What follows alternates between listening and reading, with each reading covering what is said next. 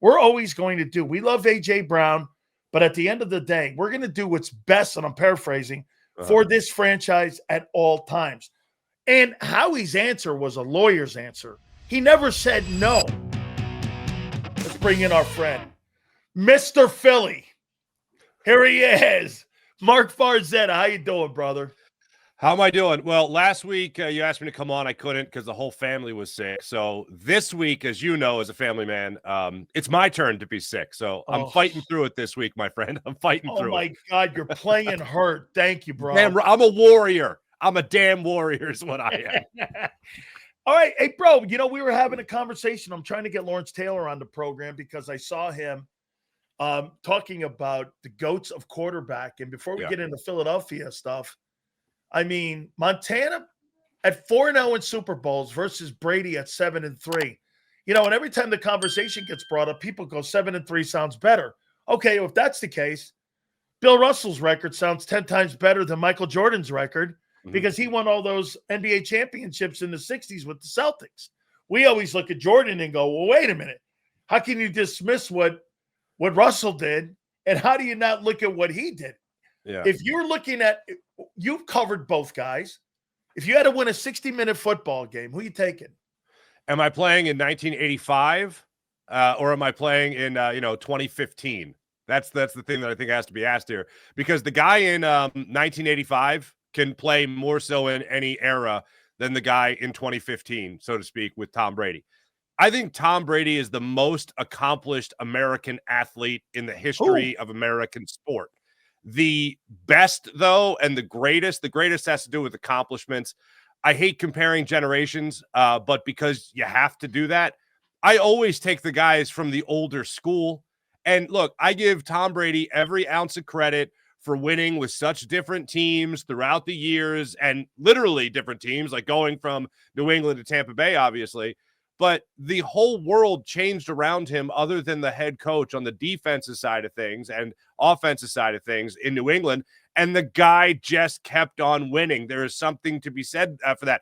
Even Michael Jordan, with his first three-peat, won with one group of guys and then had a different group of guys the next time around. Like, that's right. If there was anything The Last Dance really taught me, it was how much Jordan didn't need that team around him and how much he wanted to keep those guys, even if he's getting into a fist fight with Steve Kerr in the locker room. He wanted those guys. But when you talk about a guy like Joe Montana, you talk about a guy in the mid-'80s and early 90s and all that stuff, you're talking about a guy that just couldn't lose. The comeback kid, Joe Cool, all that stuff that they said about him. He played. It was amazing. There were no free agency back in the day, so you kept Gangrene together. You kept the Chicago Bear defense together. You kept all those great teams together. Nobody could move back then. And if you think about it, too, the first Super Bowl he won, his wide receivers was Freddie Solomon and Bert Cooper. There was no Jerry Rice on that football team. Lawrence Taylor's takeaway was, I would knock the GOAT out of Tom Brady. He played during our era, and he said Reggie White would knock the GOAT out of him. Yeah. I work on a show. A TV show. It's nationally syndicated called Greatest Sports Legends Then and Now. It's in a like 80% of markets across the country, right? I love that.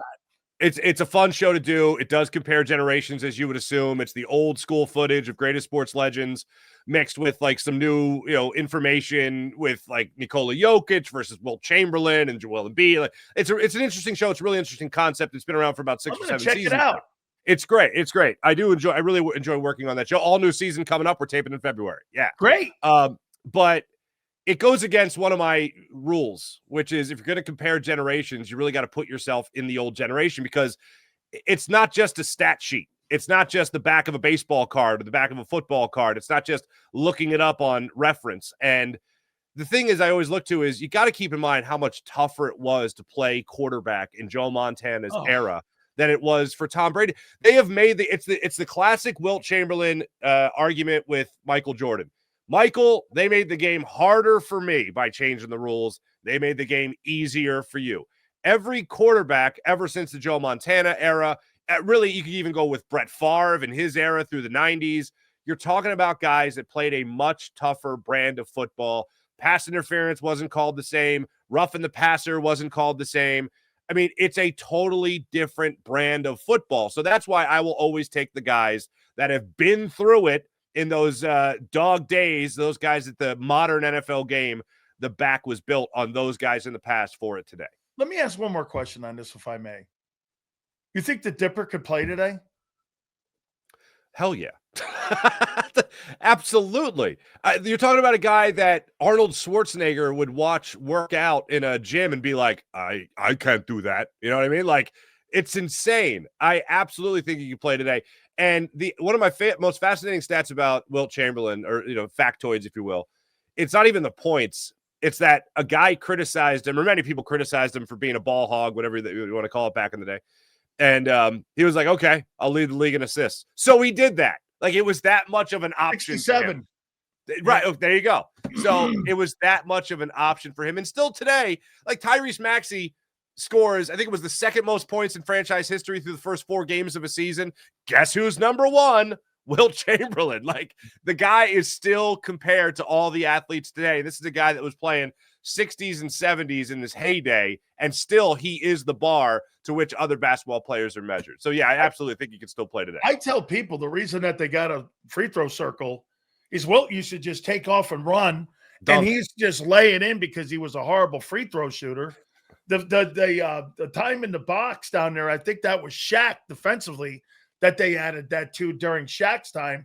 So those were guys that kind of changed the game. I mean, yeah, I'm a Wilt guy too. It's funny, every time they mention the greatest players of all time, they do this. Oh, not Wilt. Put Wilt over here. You're like, wait a minute. The guy was 50 and 25 one year. How do you not look at that? I mean, I always, they always go like this. Wilt, he don't count. That's like Brett. He don't count. Those guys. So, all right. What'd you make of, and I say this with respect, the threesome of Howie Roseman and what he brought into the team when he brought Jair Alexander, Michael Carter, and Jaelan Phillips from the Miami Dolphins? Howie's threesome. What'd you make of it? Thank you for the context. That made you pause a bit, didn't you? I'm sorry, what was that? What were we talking about? We still talking about football? I look. Trade deadline for me is pass fail. Did you make the team better? You made the team better. You passed. Were there other moves potentially out there that you could have made? Sure. I mean, you could talk about Trey Hendrickson. You could talk about Max Crosby. You could talk about Myles Garrett and all that. I never thought that the Eagles were really in on that. The most probable, even though I didn't think Howie was even going to do this, was Jaelan Phillips. I love that he brought in Jaelan Phillips because Jaelan Phillips makes you better in 2 areas in which you have been extremely weak all season. I know, first off, you and I have talked about the run defense of the Philadelphia Eagles being porous throughout the year. Jaelan Phillips is a top 7 in the NFL win rate percentage defensive edge rusher in the run game. So he wins his battles at the line of scrimmage to stop the play behind the line of scrimmage, something the Eagles need desperately. And by the way, he's been top 7 on the Miami Dolphins defensive line, which does not feature Moro Ojomo and Jalen Carter as 2 of the best defensive tackles, top 10 in the NFL right now in terms of their win rate in that same situation. So I think that makes him and this defense so much better at stopping the run. Now in the passing game, Jaelan Phillips can also excel in that. When he's healthy, he is a guy throughout his career that has been able to get after the quarterback. He has experience in Vic Fangio's system, as we all know. He only played, I believe it was 9 games and played 8 games, started 6 of them in his 1 year under Vic Fangio in Miami, and had 6.5 sacks in that shortened season due to injury. He can get after the quarterback. He can get after running backs. It's exactly what this defense needed at the exact right time. When you get a guy like Nolan Smith off of IR, Brandon Graham re-ups, who, let me just say, is not going to be a savior, but still will be an upgrade over what you had before. I love the addition of Jaelan Phillips. The addition of Michael Carter is the second most intriguing to me, not necessarily for Michael Carter being some incredible nickel corner, but what it means for Cooper DeJean. Because Fangio has talked often about the versatility of Cooper DeJean. I mean, Cooper DeJean is now a guy that's playing about 98% of the defensive snaps. He's not doing all of that at the nickel spot. He's doing the majority of it there, but not all of it. He's been playing on the outside a lot more throughout this season. I'm curious to see how much this puts him out there full time and how much Michael Carter takes over the nickel position for this Eagles defense. Jair Alexander, I think the Eagles look at this as, hey, very low risk, high reward situation where it's not going to take much to be better than Keely Ringo if he's got to go out there and play in the outside. It's not going to take much to be better than Adoree Jackson or a healthy Jacorian Bennett even. And maybe Christian Parker, the Eagles' secondary coach, who was a secondary coach, defensive back coach there out there in Green Bay when Jair Alexander was going through his best years not too long ago in the NFL. Maybe the Eagles feel like they can crack a code on this guy and have him return to something close to what he was playing at just a few short years ago. Now, I don't have a lot of hopes for that. I think that's grasping at straws. But when you have struggled at that position throughout the season, I don't mind Howie Roseman going out there and continue to shake the tree and see what falls out in terms of getting more depth on this defense at the cornerback spot. I had been, I've been given some intel because Jaelan Phillips, of course, played at the University of Miami. Yes. And he's represented by Joe Rosenhaus. And we were told last Wednesday, or was it, whatever the day was prior to Chris Grier being fired, that Howie had contacted Chris Grier, the former general manager of the Miami Dolphins. And Chris Grier's attitude was very cold on moving anybody. Well, the owner had a garage sale, and he tried to put everybody out there. And so Drew Rosenhaus, and let's not forget something else, Jalen Hurts, a former Cane himself. And so there's a relationship between Drew Rosenhaus and Robert Bailey and all these guys. And so what they did was they were trying to orchestrate this behind the scenes. Vic really loves the kid. The kid's a really likable guy. By the way, he's throttled to play in Philadelphia. He is so excited to play. Mm-hmm. I contact him back and forth. We've had conversations. And his attitude was like, I want to get out of here. So he didn't want to go public with it. So they fired Chris Grier, and that's how this thing ended up happening. And so this has been orchestrated for an entire week. It just had to get Chris Grier out of the way. I think he's going to help, like you said, Jalen Carter a ton, don't you? Because here's what I look at Jalen Carter. You see Josh Sweat on Monday night? He gets Walter Nolan next to him. He's all over the field like he was in the Super Bowl. Jalen Carter has been this. Has this been too harsh of a criticism of him in the first half? He's been undisciplined. He came in out of shape. He's been spotty at best. And in a year where you're going to maybe get $35 million, don't you think he's one of the players that has to step his ass up in the second half here? Absolutely. Now, the numbers I was referencing earlier, you're talking about a guy who, like Milton Williams, I think is at 14%, 15% in terms of winning his battles at the line of scrimmage. Yeah. That's pretty good. I didn't expect Milton Williams to be that high without Jalen Carter playing next to him, but he has exceeded Jalen Carter as far as that numbers goes, which I do put a lot of stock in because you're not always going to get the sack. Other things have to go right. You're not always going to get the quarterback hit or the pressure, but win your battle at the line of scrimmage. Jalen Carter has done that at a really good clip this year. Moro Ajomo, speaking of guys that have kind of jumped off the page, has done that as well. But Jalen Carter is in a similar situation than I think you and I were looking at with Jordan Davis last year, which was, hey, man, you got that big contract, that big carrot is being dangled out in front of you. You got to see the sexy numbers out there. It can't just be about percentages and analytics. It's got to be about how much you're getting after that quarterback, how much you're opening up things for guys around you. Well, Eagles right now have 16 sacks on the season. 16. That is the fifth fewest total, I believe, in the NFL. Pretty terrible. Yeah. Now, I understand that you don't have Josh Sweat here anymore. I understand that Nolan Smith, the guy that you were really going to be relying on to get those kinds of numbers this season, hasn't been available. He's played 3 games. They just opened up his practice window. Hopefully, he'll be able to play against the Packers on Monday night. Jalix Hunt has not taken a giant leap forward, but has improved, I think, small throughout the season. I agree. I do. But let's not, I mean, you don't have to be Columbo here to realize, hold on a second. You brought in Zadarius Smith, who nobody was after. He lasted a couple of weeks and was like, yeah, no thanks, I'm out. You brought back Brandon Graham, who apparently you coaxed into retirement because you thought you were so solid at the position. Now all of a sudden Howie admits to calling BG and be like, hey, we're kind of in the market for an edge rusher. You really staying in shape? Next thing you know, he's signed. And now you've traded at the trade deadline for an edge rusher. So it is a position of great need. This Eagles defense for the rest of the season, I think, is going to look a lot different than what you saw through the first 8 games of the season because guys are getting healthy. And I think you have made one major acquisition in Jaelan Phillips and another good acquisition that makes me really curious about the usage of Cooper DeJean going forward. Not just an outside corner, but maybe they also want to dabble with him at safety, depending on how Drew Makuba fares throughout the rest of his rookie season. I think this defense is going to look a lot different in the second half of the year than they did through the first 8 games. Couple last ones here for you, Farzy. Thanks for playing hurt here with me. Absolutely. How come everybody in Philly has a problem with this story? And you tell me if you do as well.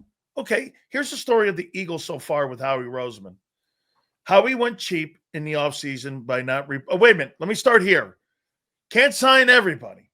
Okay, right. Everybody knows that. Can't sign everybody. That's the famous Eagle lines for all the fans. Can't sign everybody. Okay. Well, then the players he brought in were not good enough. Yeah. Okay. Fast forward. He pivoted. He realized these guys weren't. I think the story is him pivoting, actually, more so than anything else, because a lot of general managers won't pivot off mistakes. He's made 9 trades since the beginning of the start of the season in September to right now. And you're like, he's admitting that the players that they brought in were not good enough. It's almost like it's an indictment. Angelo said this. So what? You want to give a guy credit for lighting the house on fire and then throwing water on it to put the fire out? Is that kind of what we're doing here? You tell me.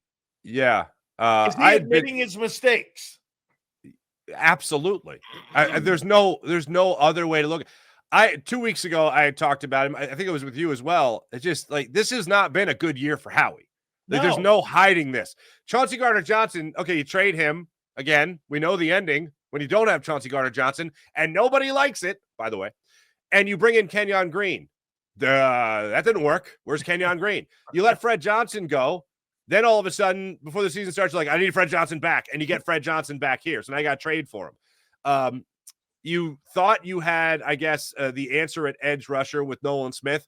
He couldn't stay healthy. It's one of the reasons that you let a guy like Josh Sweat go. You again coaxed Brandon Graham into retirement, thinking that Jalen Hunt was up for a bigger step forward. That didn't work. I mentioned Zadarius Smith already. Jahad Campbell has played very well for the Eagles this season. That was obviously a good first-round pick at the end of the first round. But other than that, it's really leaving a lot to be desired. The offense, this is another thing we have to get used to here. The Eagles are paying a running back. The Eagles are paying a linebacker. We've never seen this in Philadelphia. So the cash allotment is what it is, unfortunately. And I think the thing that took the biggest hit, unfortunately, was offensive line depth. Tyler Steen, I don't think anybody expected him to play at the level that Mekhi Becton was, but I don't think anybody expected this much of a drop-off at the right guard spot. So that's been a problem. Offensive line hasn't been allowed to get healthy because you don't have the depth there. Maybe now you do with Brett Toth at center, more so than him at left guard in the event that Cam Jurgens can't play.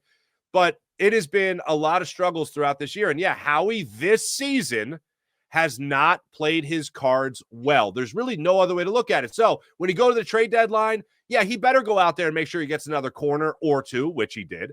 He better go out there and get an edge rusher because you don't have one on this team that he can really rely on. Even Nolan Smith's talent level, his injury history doesn't lend it to trustworthy. So yes, I think that you look at the Howie Roseman situation right now and you go, okay, going into this trade deadline, he had some mistakes to correct. And I think he did a good job in at least acknowledging the mistakes, not doubling down on them, saying, no. You wait and see. You wait and see. This will work. He acknowledged it, and they, I think, upgraded their roster. Okay, now, finally here. I want you as a sports host, and you know how we and I do this show, and how we do business here. We are always looking at something to dissect and to take away. AJ Brown, follow me here on this. So first you have to follow me here. Do you believe that Howie really did offer up, where people are saying that the Eagles offered up 3 first-rounders for Myles Garrett? A lot of people, Adam Schefter's even saying, do you buy that they wanted Garrett that bad, that he offered? And by the way, for the record, the Browns didn't want to do it, okay? Mm-hmm. They didn't want to do it. Do you believe there's some context to that the Eagles wanted that player? I believe they wanted him. I believe they absolutely called on him. I don't believe that they were offering 3 firsts for them. Even when they're down in the 30s, they're down 32nd. They're not really high premium picks. Right. They're first rounders. I'll give you that. But we're not talking about 5th and 6th round, 5th picks in the first round. We're talking high second round basically here. Yes. Okay. If you're looking at where you think the Eagles are finishing. So maybe 3 was needed and not 2.